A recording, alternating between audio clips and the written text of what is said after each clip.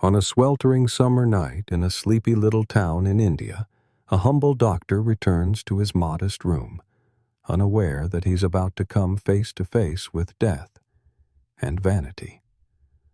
Our narrator, a young, unmarried homeopath, had just set up his practice.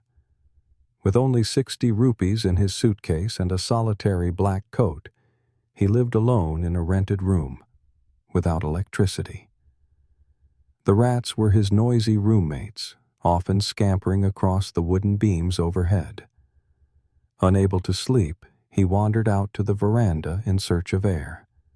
But even the wind had taken the night off. Sitting beside a large mirror and a small comb, the doctor glanced at his reflection.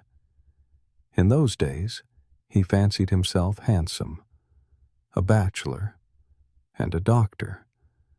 Wasn't that enough reason to admire oneself? He decided then. He'd shave every day and grow a thin mustache. Another grand decision followed.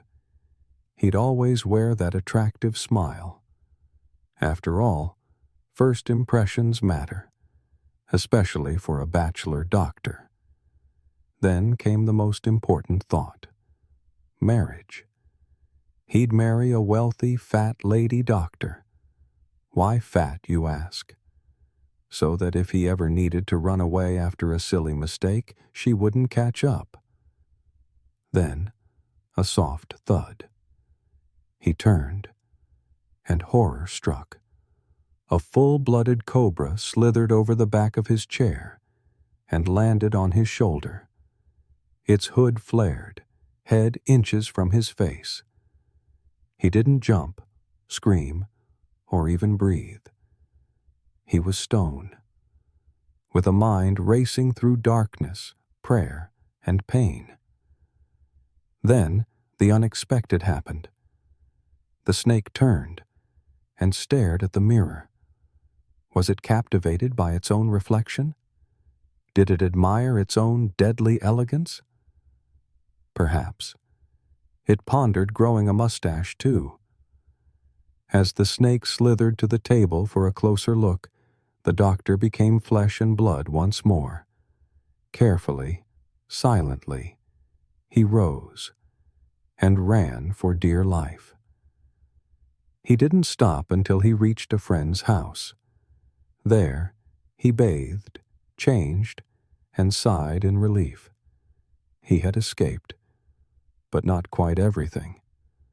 They returned the next morning to retrieve his belongings, but the room had been looted. Everything gone. Well, everything except a dirty old vest. The thief, evidently a man of cleanliness, had left it behind, perhaps offended by its condition. And what about the doctor's dream bride? Did he find his fat, rich lady doctor? Nope. God had other plans. His wife turned out to be thin and fast. He never saw the snake again. Maybe it still gazes into some mirror somewhere, still taken with its own beauty.